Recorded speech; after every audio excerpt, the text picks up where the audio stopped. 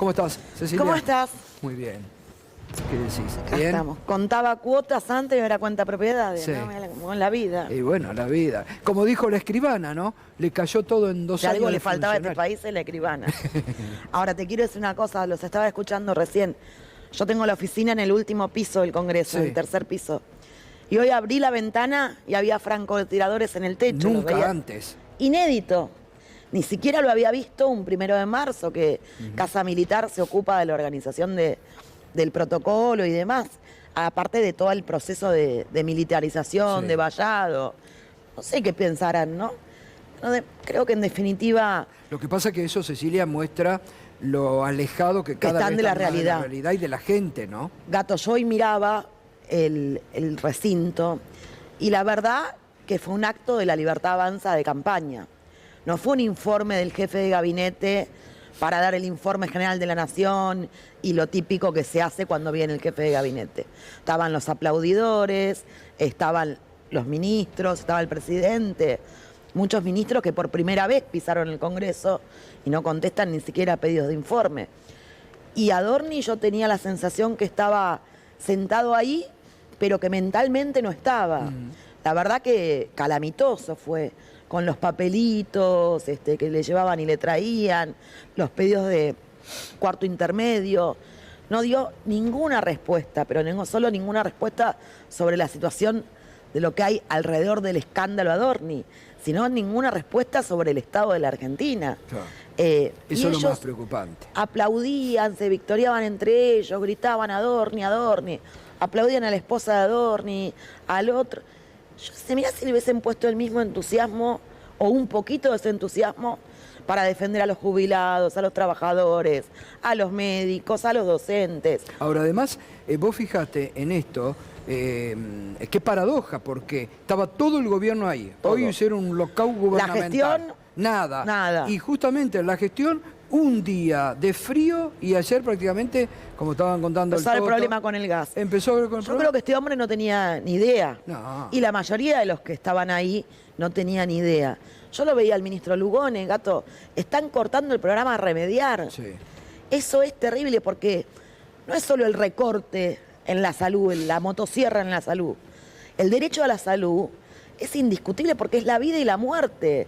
Que a una pibe le saquen el salbutamol en esta época del año y el programa Remediar llegaba a 8.000 centros de salud, muchos de ellos en poblaciones rurales donde no llega nada. Y sin embargo avanzan, ¿no? Y a mí me parece que hay que poner un límite muy contundente, Sí, Gato. ahora vamos a hablar de eso. Pero en referencia a lo que estás comentando, Cecilia, esta provocación que hicieron a los intendentes de la provincia de Buenos Aires, la Petovelo que les dejó el cartel en la puerta, no los atendió nadie, diciendo vayan y quéjense al gobernador cuando han recortado todo y se han afanado la plata del gobierno nacional. Eso que les dejó ahí tenemos el cartel. Sí, sí. Y estaba sentada ahí, Petovelo. Estaba sentada ahí, obviamente. Porque en definitiva yo creo que es más fácil sentarse ahí, escondida atrás de Javier Milei, a aplaudir a Adorni, que explicar la calamidad que es la gestión. Vos hoy tenés a los trabajadores que salen a trabajar por 2,50 mangos porque el salario se depreció, que no pueden acceder a cuestiones básicas y son familias enteras que están súper endeudadas, que tienen un problema para subirse al colectivo porque los horarios de los trenes y de los colectivos, que además van a subir ahora este 1 de mayo, están cada vez más espaciados. A la deriva, con una incertidumbre. Cato, si no hubiese existido Andís, si no hubiese existido Esper, si no hubiese existido Libra, si no hubiese existido Adorni, el problema sería el mismo, porque lo que es el fraude es el modelo. Ellos dijeron que venían a ajustar a la casta Sí, y terminaron claro. haciendo pelota a los sectores medios, a los jubilados, a los trabajadores, y de eso no tienen retorno. No, obvio. Y saben que no tienen retorno. Bueno, nosotros el lunes y esta semana justamente hemos hecho hincapié en eso, ¿no? Lo sigo. El problema es el modelo. Le poníamos, Exactamente. en base a lo que, ¿te acordás que le decían a Bill Clinton en la campaña del 92? Es la economía estúpido. Es el modelo acá, estúpido. Lo que no funciona es modelo. eso. Ellos construyeron un país para muy pocos, donde ganan muy pocos, a costa del empobrecimiento de la mayoría del pueblo argentino. Ahora, ahí viene sí lo que vos recién estabas por decir, porque ya el diagnóstico de Milei ya lo sabemos, yo creo que hay que dejar de hablar de Milei, hay que empezar a preparar el post-mileísmo y lo que se viene Totalmente. con un verdadero proyecto de país, inclusivo para todo. Entonces digo, ahí, ¿dónde está la responsabilidad de ustedes? Digo. Nosotros estamos trabajando activamente desde los bloques, vos nos seguís, tanto al bloque de senadores como al bloque de diputados. En mi caso, vos sabés que yo milito en el Frente Renovador, el espacio que representa a Sergio Massa.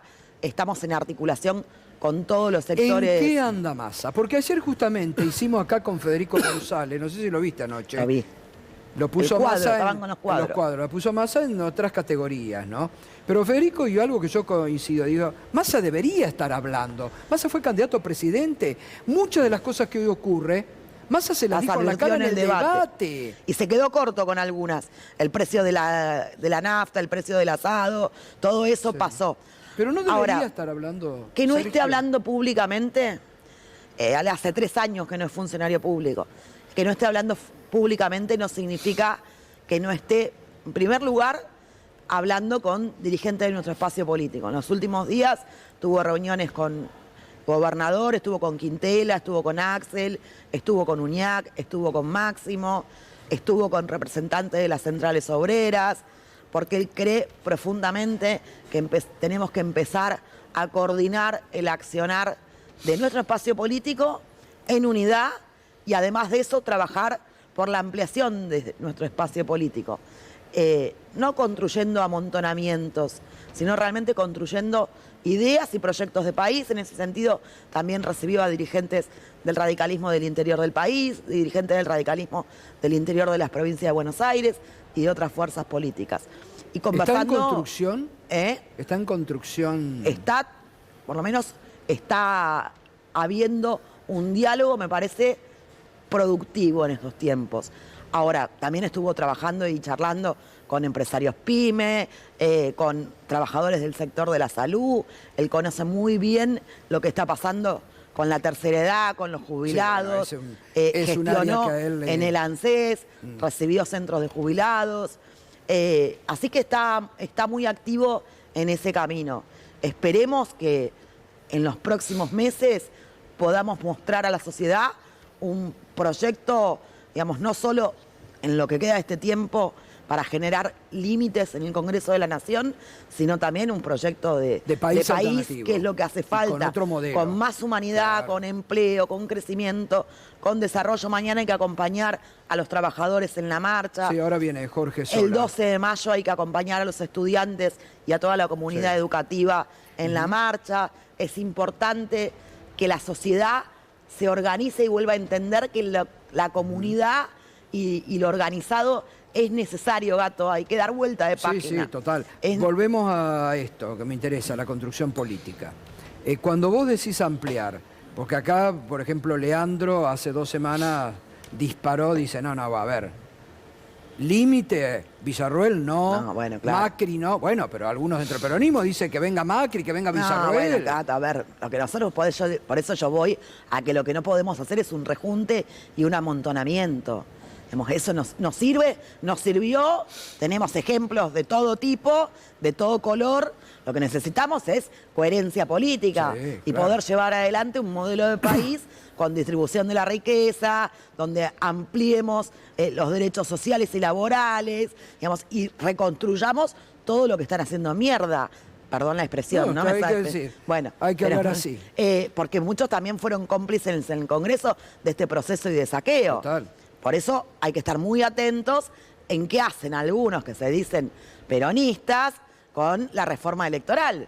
Porque acompañar la reforma electoral de este gobierno para limitar la posibilidad de un ordenamiento en una PASO también es ser cómplice de que la oposición o los que pensamos parecido no podamos construir un espacio en conjunto. Total. Que poner un ojo ahí.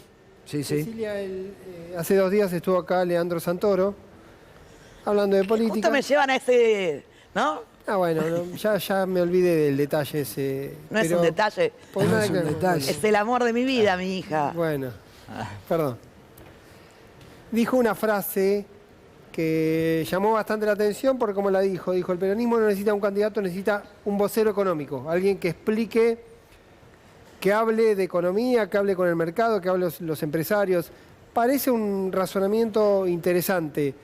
¿Te parece que va por ahí? ¿Te parece que es parte de lo que hay que hacer? Entre las ¿Hay que ir por otro cosas que lado? dijo que necesitaba en este momento. Yo creo que necesitamos una construcción política ordenada, colectiva, donde estén todos los sectores sentados a la mesa. Creo que necesitamos, digamos, decir en público lo que decimos en privado, terminar con los off. Necesitamos ordenarnos. Y obviamente que lo económico no es menor, porque lo que está en crisis, el fraude más grande de este gobierno, fue el modelo económico. Y la vida de la gente está todos los días un poquito peor, te alcanza un poquito menos, las cuotas ya no te dan más en las tarjetas, te endeudas con otras plataformas. A ver, yo lo traduje como que diciendo, está mal el gobierno de Milei, quizá el problema con el peronismo es que se fue con un problema económico y dejó una herida económica muy grande y hay algo que reconstruir, hay algún mensaje para dar. Yo no soy intérprete de Leandro y pero tampoco creo que el peronismo se haya ido con un problema económico tan grande. Cuando uno mira en el tiempo todo lo que se hizo, yo te quiero decir que yo fui parte de ese proceso desde cerca, porque me tocó vivirlo por mi rol institucional. Sí. Y si Sergio no hubiese agarrado el Ministerio de Economía cuando lo agarró y no hubiese sido acompañado en ese proceso por muchos sectores del peronismo que acompañaron esa decisión de que se vaya al Ministerio de Economía, yo no sé si el peronismo hubiese terminado el gobierno. Pero ¿a vos te parece Entonces, que creo te que se alcanza hizo... con decir evitamos una crisis? No. Pero lo que digo es, mirado en el tiempo, Sí. me parece que vamos a revalorizar algunas decisiones que se tomaron que evitaron que la Argentina termine en una catástrofe. Bueno, los porque números- veníamos de una pandemia, una guerra y una sequía. Los números de comparación de hoy al 2023 muestran que hoy se cayó todo y que en el 2023 había una economía, índices sobre arriba. Hoy La está todo gente en se rojo. podía ir de vacaciones un fin de semana. Podías La comer capacidad un asado instalada una de vez las por fábricas. semana. Las fábricas mira, estuve en Tierra del Fuego hace poco. 2 fábricas de aire acondicionados. Una muy conocida, de 3 letras. En esa época funcionaba con 3.000 operarios, 3 turnos por día. Hoy tienen 800, 2 turnos por día. Otra, 140 operarios desde febrero despedidos. Ahora, Están adentro de las fábricas. Cecilia, al Bueno, margen de casi, eso, casi llega presidente, tan mal no debe haber sido. Faltaron 3 puntos. Algo habrá hecho. al margen de eso, y no por reinterpretar lo que dijo Santoro, pero sí hay algo que se escucha de forma habitual, y yo lo traía a la mesa hace unos días, es el testimonio del empresario, por ejemplo, que te dice, la verdad que ahora me está yendo pésimo, pero aún así no votaría al peronismo.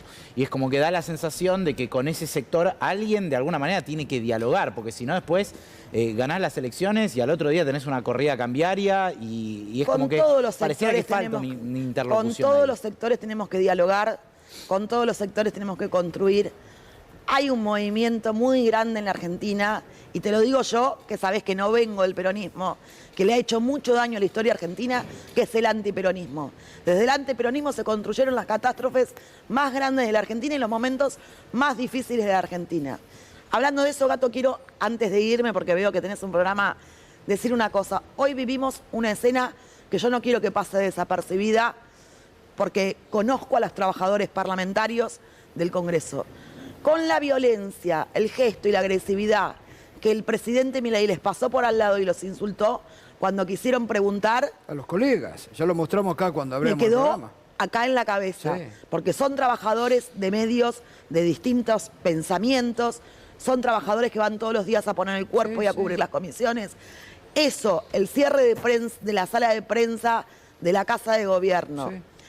La detención que el presidente dice que fue él el artífice de la detención de la expresidenta Cristina Fernández de Kirchner y el modelo económico de Martínez de Oz en la Argentina termina muy mal. Entonces yo, en vez de sacar a la luz los trapitos sobre el peronismo, me pondría a pensar qué está pasando con los derechos políticos, sociales, civiles, la libertad de expresión. Algo termina muy mal y hay que advertirlo. Muchos periodistas, Gato, acordate cuando hacían el queremos preguntar Sí, lo y hoy pusimos acá están todos los días. calladitos la No, boca. bochornoso esa actitud, bochornosa, la doble vara. lo que han venido, bueno, son partes, porque acá en base a lo que dice Andrés, hay una cuestión de persecución y de odio y de intento de destrucción iniciada por Mauricio Macri contra el peronismo y los Totalmente. sectores nacionales y populares y la sociedad. Y no para, puede- ¿eh? No para, si este gobierno ahora lo está... No No para. para. No Ahora para. está el doctor Veraldi con el que vamos a hablar enseguidita de estos temas. No, No para. Esto es lo que la sociedad tiene que empezar a internalizar, el grave el daño institucional que se Y está lo que no se haciendo. dan cuenta todos estos muchachos que son rotos y que son en definitiva funcionales a la estrategia de Macri, muchos de ellos, porque las editoriales en muchos medios de comunicación, digamos, Macri las escribe, Pero pero hay obvio. otras letras del gobierno también. Sí, sí. Y estos muchachos van a terminar muy mal, porque Macri total. va a ir por ellos cuando ellos quieran ir por la ciudad. ¿Pero cómo? Con lo... Ya sabemos cómo es Macri cuando le sale, ¿no? La mafia calabresa. Ahí usted lo ha dicho. Como decía... Como la verdad que cuando el año pasado cuando Cristina estuvo acá, que calificó, ¿no? Muy bien. Macri, derecha mafiosa, Totalmente. la actual derecha esotérica. No se Exactamente. equivocó en esa definición. Gracias, Cecilia, como siempre. A ustedes, Y a seguir luchando Remando. fuerza, Gracias. Cecilia Moró, Bueno, ahí dejó, ojo, Toto, te dejó ahí para...